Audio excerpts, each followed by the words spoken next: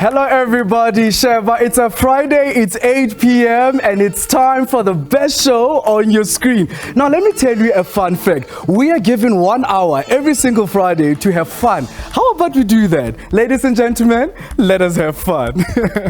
Hello everybody, my name is Tisetso Masike. As we get into the feel of Mandela month, good deeds is the theme of this month. Now tonight on the show, we laugh and we sing and so much more. But please, we love hearing from you. Now do interact with us on Twitter using our handle at Trendz on SABC. Now coming to you live from the SABC studios here in Auckland Park. Welcome to Trendz Live.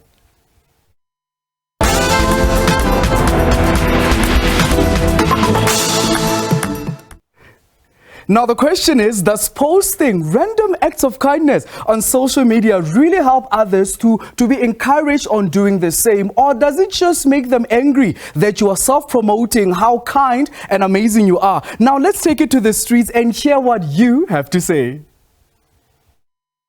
Acts of kindness are acts of kindness, you know, they do good in the world. But I mean, showing them on social media, it could be perceived as someone just trying to get publicity, and I guess portray this image to the world that they are a good person, whereas they might not actually be the best person. Okay, so if you put your social acts of kindness on platforms, right? Something simple as like food, give them food, your old clothes or shoes you don't wear. I'm sure a lot of people don't have their old shoes and stuff, so you can give them away as well. So yeah, man, as I believe it's not really showing off, it's just you acts of kindness on social media. I think that if people post charitable work or random acts of kindness on their Facebook page, I think that's perfectly acceptable. And in fact, I think it could be inspirational to others who see it. I don't think they're necessarily showing off. I think more importantly, they are encouraging others to do good. And that's a nice thing to do. Now, I think it can be genuine and cannot be genuine at the same time, depending on the interest and the intention of the person who's giving. Otherwise, on the person who's receiving, I think it's always impactful as it can be changing their lives. But on the other person, like, it just depends if they're doing it just to be on media, to benefit, because people can actually make a living out of media. So is that person actually using people's vulnerability or people's needs to display it on the media? I really don't have a problem with it, hey? As long as people are doing the good work, you know, that somebody out there is benefiting from, I don't think there's anything wrong with it, really. Yeah. The most important thing is that somebody out there is benefiting from the act of kindness. So whether they post it or they don't, for me, it really doesn't matter. There's two sides to it, I think. Some people like to keep it private because they feel good about what they do and they don't want anyone else to know. And then some people want to share it with other people to inspire them maybe to also do it. And yes, let other people know that it's a good thing to help other people. Now this year marks a decade since the passing of our first democratic president of South Africa, Utatu Nelson Mandela. Now we remember the life and the times of our first black statesman by visiting some of the significant places that still hold his memories and legacies. Our producer Kiadimile Mwalusi took an insightful tour just to teach us a bit, schooling us, I might say. Remembering the life of Tata Nelson Rolihlahla Mandela requires you to retrace some of his footsteps, and it made sense to start here. Number 4 Prison, also known as the Native Prison, a section of the old fort complex in Constitution Hill that was reserved for black men during apartheid times. This is where most served time for rebelling against apartheid. This prison did not just house Tata Nelson Mandela, but it was also home to prisoners such as Mahatma Gandhi, Robert Sobukwe, and students of the 1976 uprising. Today, this prison has been transformed into a museum. This was the first prison that Nelson Mandela was actually kept. So the first time in 1956 and again 6 years down the line in 1962. So what's different is that in 1962, this was the main hospital. So that's why we have this. Then transformed into a cell section to accommodate Nelson Mandela during that time. So what also would happen, it was a huge adjustment. Now making him the only non-white prisoner to be kept onto the fort side, not even Gandhi at that time, everyone. Now, with the limestones that we have here is that now in 1970, that's when the outcry from the public with the prisoners in Robben Island, how they were. So we transformed this today into an exhibition which speaks predominantly about Nelson Mandela. So at that time, they used to work in limestone quarries where they would break these huge, massive rocks. So when they knew that the media was coming, the authorities, that's when they were transformed and then taken to a garden to work. So that's why we call it prison in the garden. So we picked up the pebbles. Why? Those are the resemblance of the limestones in Robben Island. The conditions for prisoners confined within these walls were unpleasant. These were actually some of the cells which were some of these prisoners kept. Now what also would happen is that it was meant to take a proper number of 150, ended up taking up to 300. So sanitation was a huge problem. So my sister, here we are giving you the two contrasts of these prisons. Okay. Now, which was the Orford prison. So it was more or less like the Alcatraz of South Africa. It held the likes of Lydia Ngoyi, Robert Soboko at that time, and also the first Nobel Peace Prize, also now Chief Albert Lutuli.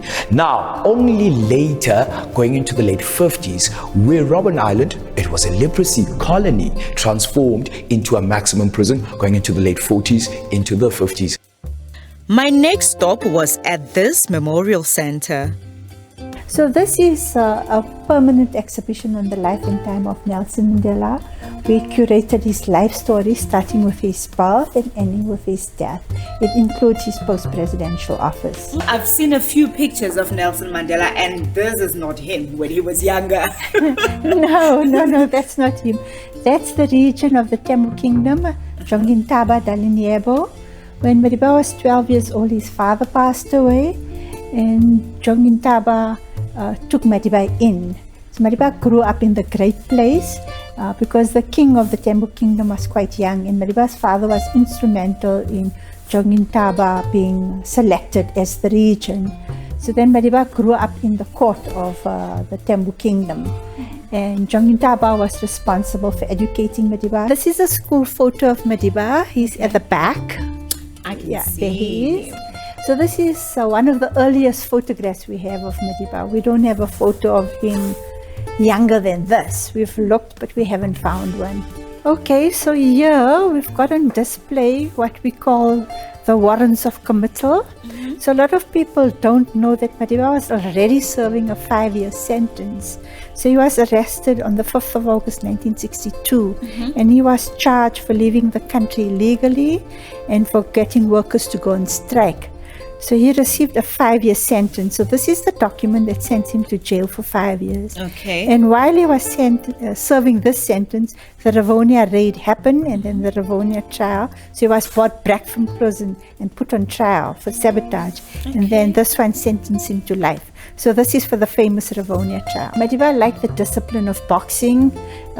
He thought, keeping fit and being disciplined with your health was quite important from a very young age.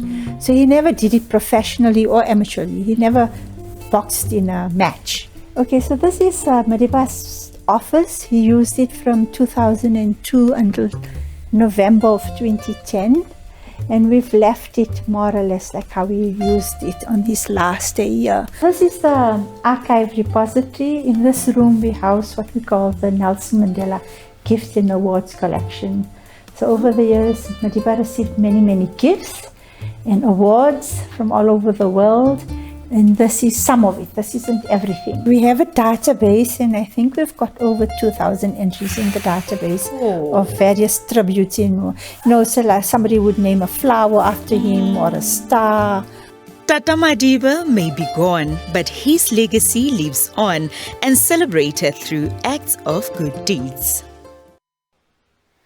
Now, laughter is often known as food for the soul, and much of it is needed during these rather unpredictable times in South Africa. I am talking, you go to bed, it's level 4. When you wake up, how? It's level 5. Or even the repo rate is up. Well, he's known for tickling vast audiences until their tummies are sore. And one of South Africa's favorite comedians, Lottering, is back with a brand new stand-up comedy show titled So I Wrote That Musical, which is currently on tour and in Johannesburg before it heads out to Cape Town and other places. But then before that, we gave you a bit of glimpse, just a bit of to remind you of how funny he is. And the nice thing about it, you have this whole dance that's going on. What's that all about? Yes, because I can't stand listening to my own voice. How are you, sir? I'm very well, thank you. I'm happy to be here. How are you? I'm very well. So honored to have you on the show. Thank you so much. But you've been away from Joburg for quite some time, I should say. I've been away, normally I'm here once a year. I mean, I have been in the interim. I've kind of been in and out visiting Joburg, but as a Cape Townian, I love coming to Joburg because it's like I'm overseas. It's a different country to Cape Town. I love the tempo, I love the vibe. There's always lots of surprise here. You turn on the tap, you don't know if you're going to get water. Maybe you will, maybe you won't. You don't know if the load shedding schedules will be followed. Maybe it will, maybe it won't. Traffic lights never work. People telling you which way to go, unofficial traffic cops. So it's a very exciting city. So if Tada was a country, it would be here. Right? Absolutely. So then I just want us to tap quickly on the show that you just are planning, right? Yes. What themes should we expect? What are we going to see from it? The title of the show, So I Wrote That Musical, is because I have written 3 big musicals. And they've been very well received by South Africa, by South Africans. They centered around my character on Timor. And it's also been, one of them have been here at the Joburg Theatre. So they've done really well. And, it's earned quite a bit of money. So if you want to make a loan from me, this would be the time for you to ask me if you need any money, because I'm here to help people. I'm just a vessel. So having written those musicals, I needed to write a new stand-up show. And the interesting thing is, normally I'm alone on stage. But when I was doing the musicals, I've been surrounded by 25 other people every night. So that's different for every comedian to experience. I always say that, it's lonely being a stand-up comedian, but it's great when you bow because you don't have to share the check. It's just you. And when I bow, I'm like, thank you, Jesus. I'm not sharing this money. But when I'm doing the musicals, there were all these other people around me. So they're different worlds. So in this stand-up show, I talk about the lonely life of the comedian versus the life of, being on stage with a whole lot of other people. But I touch on other South African topics as well. So you actually mentioned something so beautiful that you tap into what people can relate to, and you said that you can sometimes be alone on stage as a comedian, right? Yes. But then with this specific So I Wrote That Musical, it takes us between the worlds of, let me say, stand-up comedy and a musical, right? But then how do you execute that on stage? Well, I talk about the journey, and I talk about what it's like to suddenly be working with dancers, to be working with musicians, to be working with singers. And I grew up it's not unusual for me because I grew up in a church, in a Pentecostal church. My father was the pastor. And it's not just a reserved church, the Pentecostal church, people call us the Hanneklop cake. It's like every Sunday we do this in the church and we dance around the church building. And when the Spirit takes over, we dance around the outside of the church building. So I love music. So it wasn't unusual for me to go into the world of musicals. And for these musicals, I wrote all the songs for them. So, I can tell by the way you're looking at me, you can see that I'm very gifted. So you are right. Yes, you are. I will agree on live TV. You and so I enjoy writing music and I enjoy having that buzz around me. So I share all of this information with the audiences when they come and watch the show. It's very important for me to ask this. You boldly touch on rather sensitive and tricky topics. It can be religious, can be racial, can be political, right? But then how do you navigate around that? Or rather, how did you master the trick of all doing that? I think you've got to understand you know, that it's very important for me when I open my mouth that I know that most of the audience is actually going through what I'm going through. Yeah. The stuff that I'm talking about, it's important that they can relate to it. Yes. And it must be, sometimes it's outrageous things, but when you say it, you've got to be sure that people can identify with it. I mean, one of the stories that I've always told through the years, and people don't talk about it, but I know that it's true, is when we watch movies and we see people are passionate, you know, in the bedroom, you expect your own life to be like that, but it's not like that. That's only in the movies. And sometimes you try to copy the movies and you are being passionate with someone, and somebody is, just because they saw it in a movie, suddenly in their bedroom they're like going, say my name, say my name. And people are looking at you going, but have you lost your ID book? Why are you asking me to say your name? So, so I take those issues, I turn it on its head, and I make sure that when I talk about it, you know, that people are at least enjoying it and screaming with laughter. That's ultimately the job of the comedian. We can take any issue, but we must be sure that the audiences are going to laugh. All right, so then your take on Mandela Month, right? Yes. If you were in the shoes of Utata, right, give us that bit of thought that's going through Mark Lottering's brain. Oh gosh, well, I can, you know, when there are certain things, there are certain topics that every comedian just won't touch because it's too precious to them.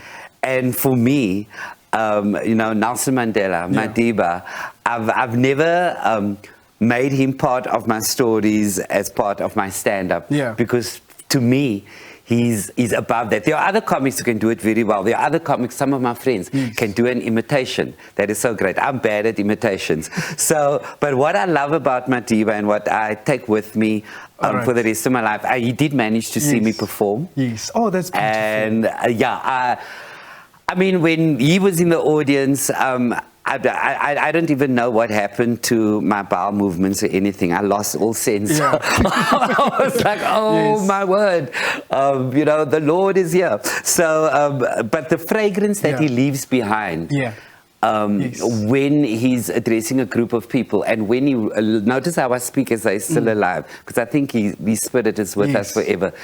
That for me is how I hope all of us can be. I hope that I can be that way. When you leave a room, that you leave people with a very, very good fragrance and feeling uplifted. And that's what I want to do with my comedy. And people like Madiba, I think, inspires me and all of us to leave that kind of fragrance behind. So now that you're leaving the fragrances around, and I believe it's a very beautiful fragrance, right? Yes. You are in Johannesburg.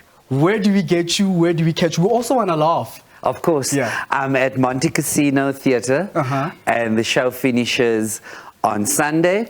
That's our final show. We've had a great time here, but the show moves on to Cape Town, where I'll be at Theatre on the Bay in Camps Bay until the 29th of June. And then I'm going to Gqeberha, I'm going to Durban, and for all of those dates and all of the details, people just need to go to marklottering.com. It's Mark with a C, marklottering.com.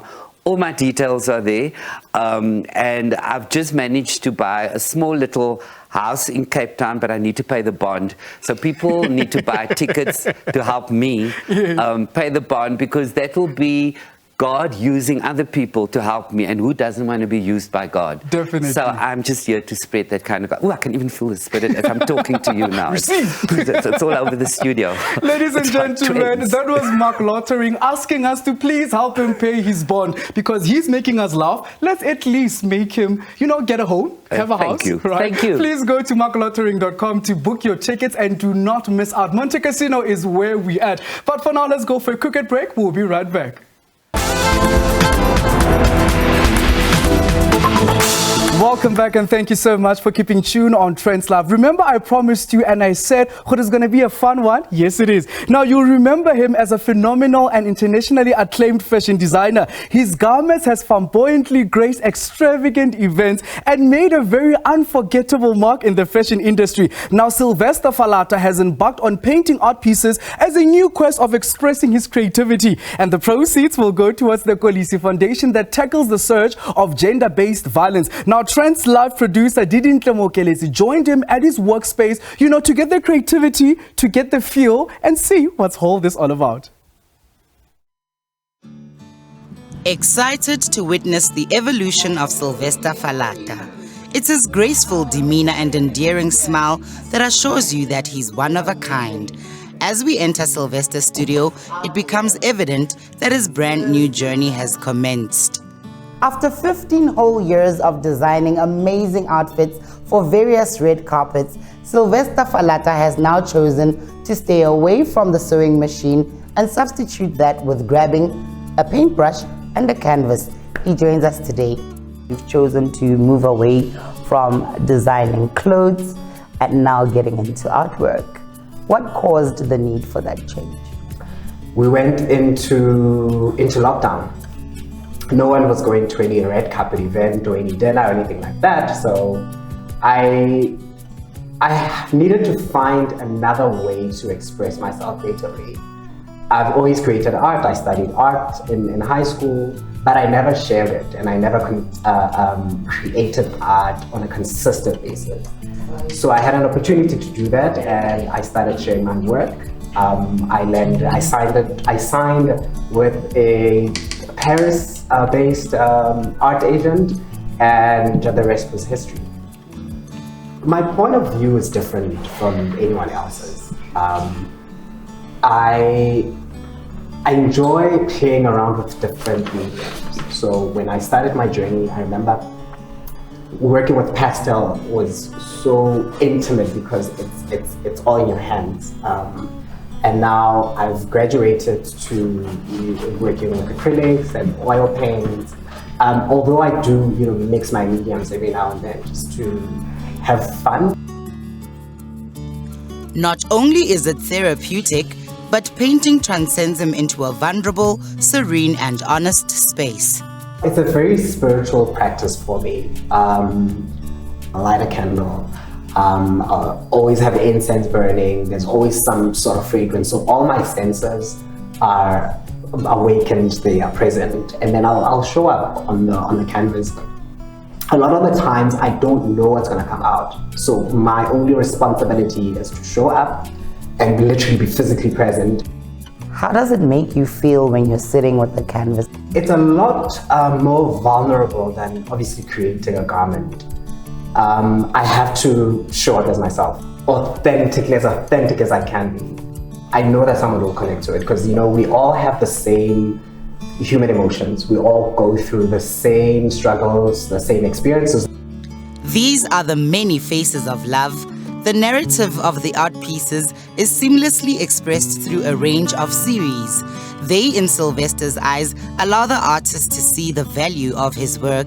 Here's another profound piece about our crowns. I grew up in a village in the northwest, and I would always see women carrying firewood as a kid. It's also just a representation of how, women carry so much, but a lot of it would be done with so much grace. So it was me paying like a nod to all the women in my line. Firewood to flowers. Yeah.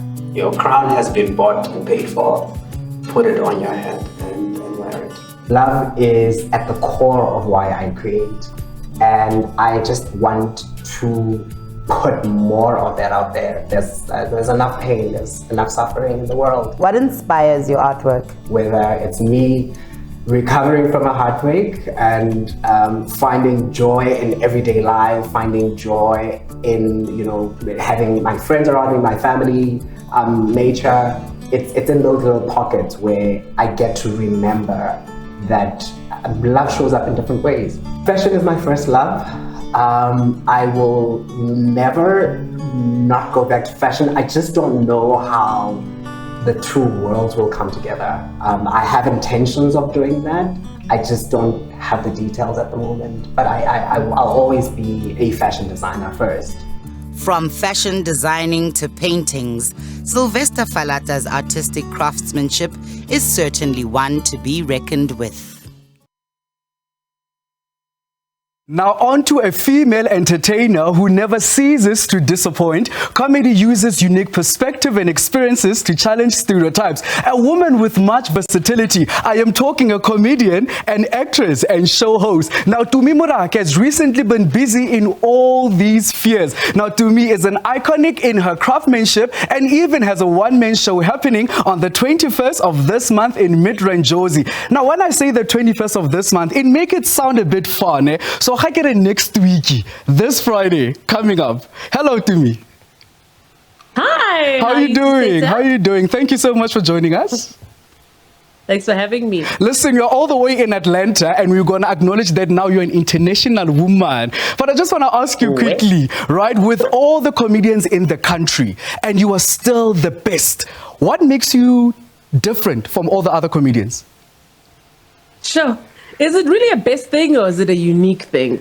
I think I'm still one of the most bankable and most popular because I've consistently shown up. Yeah. And I think people, it's just loyalty also. South Africans are very loyal. Loyalty. Yeah. So then, but sometimes I do wonder. But then you are unique and you are best, so that I will say for a fact. On live television, I'm admitting it right now, hey? I just want us to talk quickly about you being international and also being local, right? Any TV projects that we must be expecting, any secrets that we must, look out for?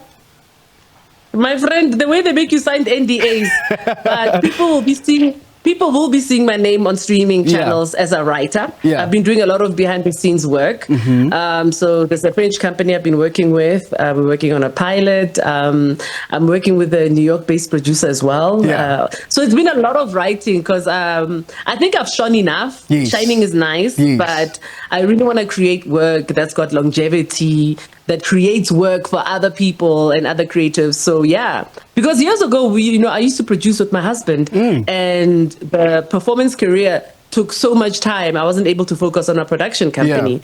And now I feel like I've earned my stripes. People know they can trust me. And so I don't need to now put my face out there. I can just be behind the scenes and make things happen. And making things happen, I'm sure now it's Mandela month, right? Is there any good deed that we can take from your work, especially to acknowledge this quest, Mandela month?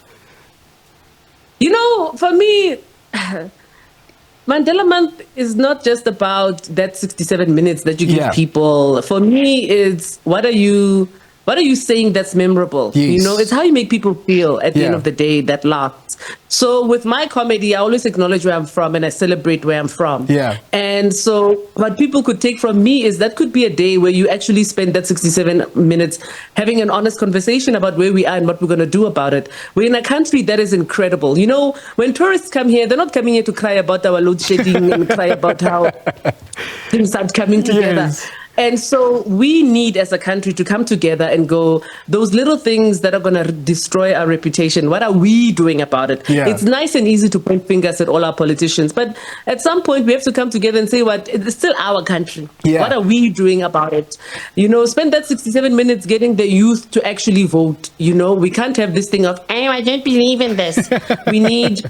We need time encouraging anyone who's old enough to vote to hit the stations next year and help us build a better country. I guess that's what it is for me, because when I speak out as a woman, I also feel like I do contribute to the female voice because no one's going to police what I can say and how I say it on a stage.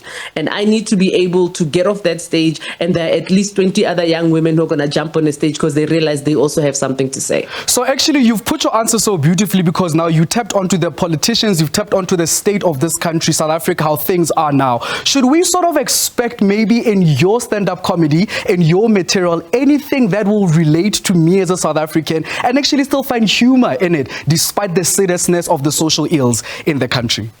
Always. Come on. If we don't laugh, we'll die. Exactly. My thing is, and South Africans, you just have to get onto Twitter. You just have to get onto TikTok. You just have to get onto Insta. And you can see how easily we laugh at ourselves and our situation. But the way we do it tells you we know what's going on. Yeah. It tells you we're feeling it. and it tells you we have an opinion. Yeah. And for me, that's important because there's so many countries where people can't say anything about their political state because if they do, they'll disappear. Yes. You know? So I find that South Africans laugh so easily at themselves, and that's another very special thing about us. I get so we might as well laugh about it if we're not gonna cry, right? So then you being international and you being in the USA now, how has the audience received you? And Oscar Lebala Tumi, you must still come back home, but then how has the audience that side received you? I feel like I haven't left home. It's funny because when it's different. When I'm in New York, it's like I'm in Joburg. Yeah. You know, New York has got everyone from everywhere. So speaking there is very easy and it's been such a warm reception. And then when you get to a place like Atlanta where I'm based, I found that I really must clarify where I'm from. Yes. And then, you know, continue. I remember I did one gig and I got off stage and this woman comes to me and says, "You're really from Africa? You're from the UK?" I said, "Yes, ma'am, I'm from South Africa." Yes. And she said, "Africa, huh? But your accent ain't thick." What? Say that? Definitely. I get it, ma'am. I think I'm thick enough for me and the accent. I don't know. Listen, we are looking forward to having you, Lana, in the lands of Mzansi, and we're looking forward to seeing you back on stage again. I'm excited, and I know for a fact that Mzansi is also excited.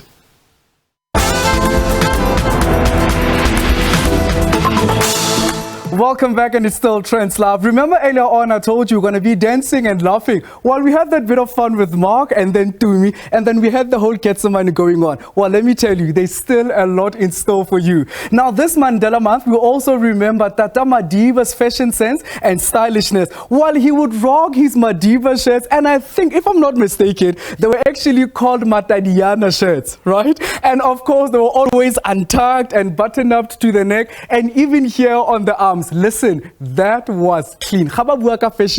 Now, he also had a signature hairstyle, or rather haircut, known as the long walk. That had that whole line. And we asked if maybe you would still rock the shirts and the hairdo at this time and age. And these were the response.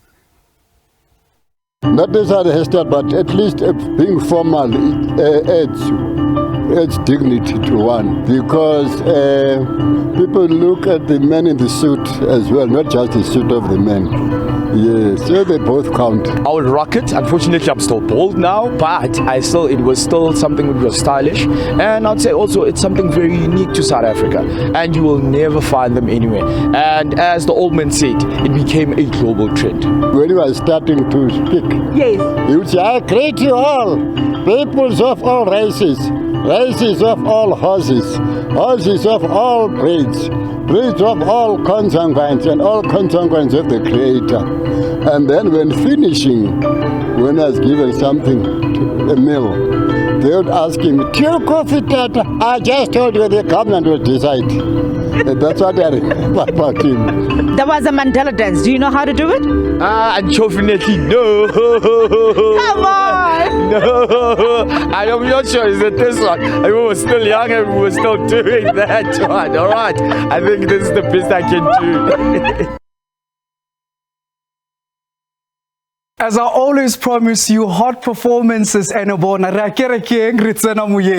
the acclaimed gospel singer and Ketsamani hitmaker carries a heart filled with gratitude and compassion. Now, his journey as an artist has been shaped by the support received from his teachers during his formative years, from primary school all the way to university. Now, his teachers stood by him, nurturing his talents and uplifting his spirit. This unwavering support planted a seed within him that blossomed into the establishment of his own charitable organization called Noah's Ark. Now, in a spirit of giving back, he does not only give back school shoes, stationery, and uniform to the kids from different primaries in his community, Umlazi in the KZN, but he also gives back to those tortured souls by giving them music that nourishes their souls. Now, he joins us live in studio to talk about his new music and charity work as we're in celebration of Mandela Month. Meneer, welcome. Yo, Leo introduction. Thank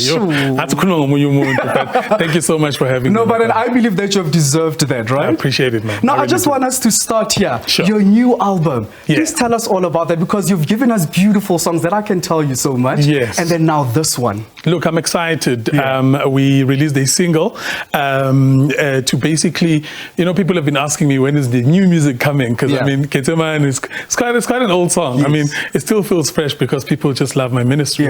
But we decided this year to record the new project, which is titled Heavenly Psalms. It's going to be it's going to be recorded on the 9th of September, but we released a single as kind of a teaser, just to show them that, something is happening. We are cooking, but it's all in appreciation for the love and support that we have for them from the amazing fans. So to that beautiful viewer sitting at home, planning to come and attend the recording, right? Yes. What should they expect from this? What is the meaning from this whole album?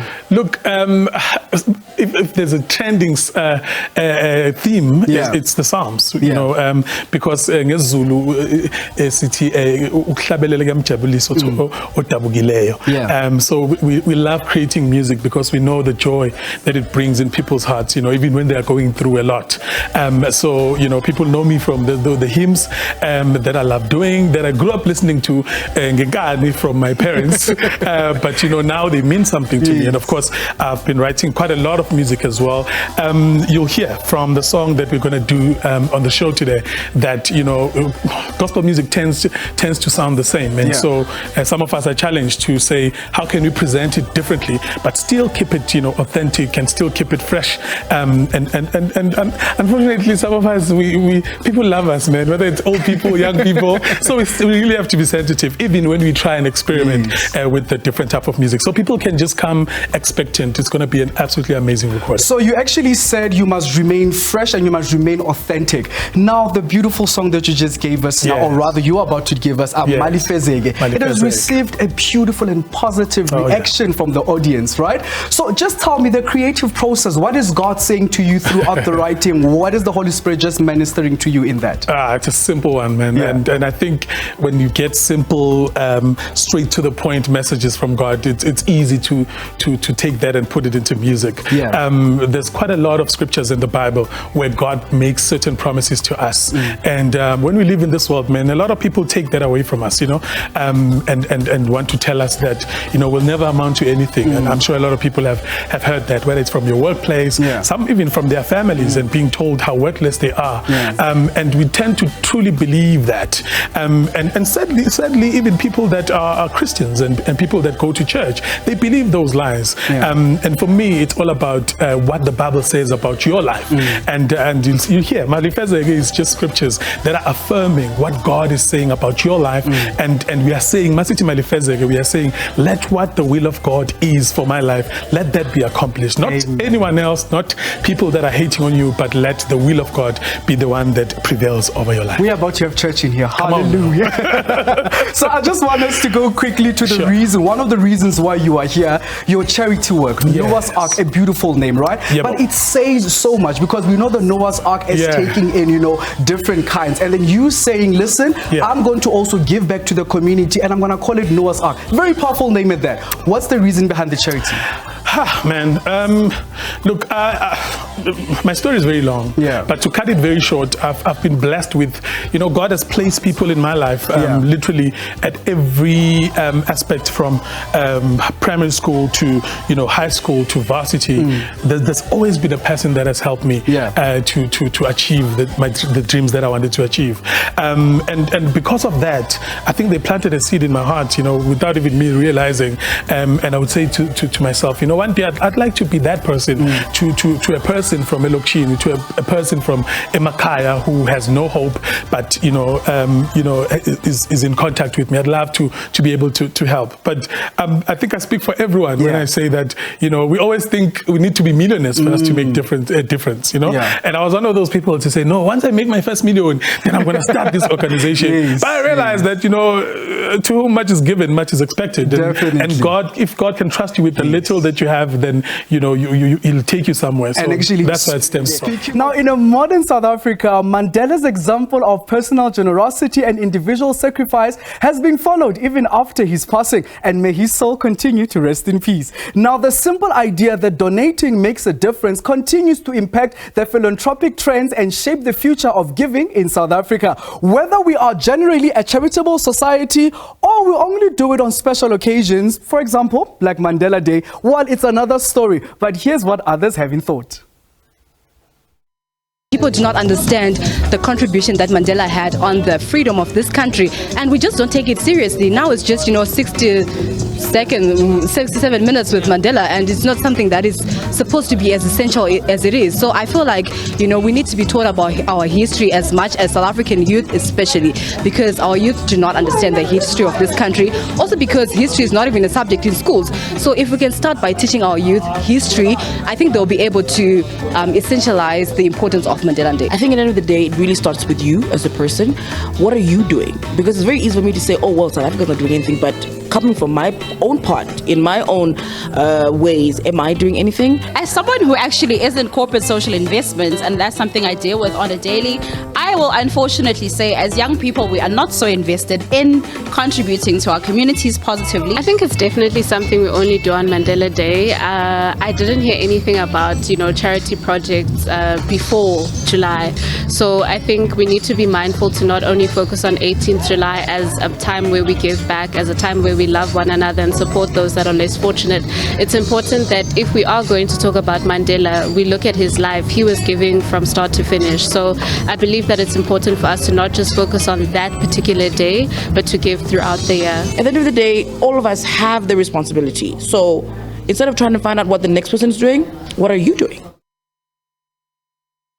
Private jets to luxury cruises, there are multiple ways to experience the finer things in life while traveling. Now, this week we experienced the world from a whole new perspective with a private jet. Listen, now for all those seeking the ultimate private travel experience, of course, now a chartered flight will take you to your destination in an absolute comfort, convenience and style. But then the major question is it worth it? Is it worth the randellas? Now, Trendz Love producer Asanda Zondi will help you answer that question. Let's go have a look. In a world where time is a precious commodity and experiences are valued above all, private jet travel stands as the epitome of exclusivity and luxury. The allure of soaring through the skies in a private aircraft, unburdened by the constraints of commercial air travel, has captivated the imagination of many. I know it may not feel or look like it right now, but warmer days are upon us. Soon we'll be welcoming spring, and you know that means one thing, a lot of traveling. But how about you do it uniquely this time, in style, in elegance, in luxury, getting yourself a private jet experience. I don't know how much it's gonna cost, I don't know how realistic it is for everyone, but a girl is gonna try. So let's go find out. It is a luxury lifestyle that many people don't necessarily get to experience. However, there's perception of it only being for luxury and the rich and famous. There are different levels of private jets and private travel you can do. So it is affordable in terms of business, or if you need to save time. Sometimes you've got to weigh up one thing versus the other. So it could take you a whole day to travel somewhere because you're going via 3 stops, or you could get there in 12 hours, do what you need to do and get back. I'm a normal girl who's earning a salary monthly, but I want this experience. Is it really not possible for me if I'm not rich and famous? I think anything is possible. So there is a big price tag. So if you're going to fly to Cape Town on a commercial airliner, you're going to pay, let's say, 3,000 Rand for a ticket. You're going to take 10 of your closest friends on a private jet, it's not going to be 30,000 Rand, it's probably going to be 300,000 Rand. So it just depends how much you're willing to spend. I've always been seeing private jets from like reality shows, reality TV, your Kim Kardashians flying in private jets, your Black Coffees, your Casper, your Vest, all of those celebrities, right? But they look the same from TV, and you mentioned that they're not the same. We find different types of private jets, like there's levels to this. Take us through that. Okay, so it depends where you're going and what you're doing and what you want to see. So let's say you're going to the bush. Let's say you want to go on a safari experience.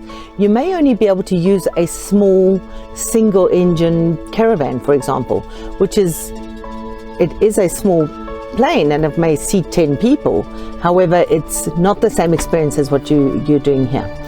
There's also, this is a Learjet 60, which is a lovely 6-seater aircraft, but then you could go up into the heavy jets, which are the likes of your Kim Kardashians, or you look at the likes of movies where they're showing you the likes of a 747, an Air Force One, or all of those where it's a big 300-seater aircraft that maybe can only accommodate 50 now, or 12, because there's a bedroom and a bathroom and it's super luxurious, just lounges. So the price tag will depend on what you're taking, but also where you're going can determine that. What are some of the services that you get? So when you're hiring a private jet, it is a bespoke experience, so it's a tailor-made package, usually to suit you. There are little things that are always done, but can be upgraded or downgraded according to whatever you want. Then with Air Charter Service, we have a concierge division, which could book your private yacht or your private villa for when you're landing in Italy and doing something there. So people of that high net worth individual that have that kind of income do often pick the full service offerings. It just depends again what you want and what you're prepared to pay for.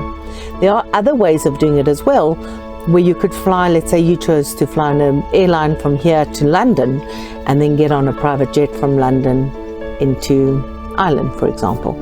There's many things where you can combine what's available on the local commercial market as well as a private experience. Let's say I exclude all services except just flying private jet to Durban. Okay. How much are we looking at from Joburg? I would guess you're in the region of about 100,000 Rand, depending, as a jet, on the low end. Let's talk about the etiquette. Can I just walk in rocking shorts, crop tops? What are some of the behaviors that you expect? To be honest, you could walk up today, get on a plane in a pair of shorts, a t-shirt, and no one's going to stop you. There's as long as you are dressed appropriately, no, it doesn't matter to us what you're looking like. It's often the individual who wants to look differently. Now that you know a little bit more about the realities of flying privately, I hope you get to board that jet and cruise the world. Now, I just realized that I need 100,000, just to go to Durban on a private jet for the lifestyle and for the content. Ladies and gentlemen, they say time flies and we're having fun. And listen, just like that, an hour is gone. Unfortunately, it's time for me to say goodbye, but do meet us next week, same time, same place, SABC News Channel 404 at 8 p.m. Be sure to tell your friends, your cousins, everyone you know to tune in, because your new Friday plans is Trendz Live. For me, Disa Masike and the amazing team, and I mean amazing team behind the camera. Goodbye and God bless. Mudimutyo, we kakomele, we tate. Cheers.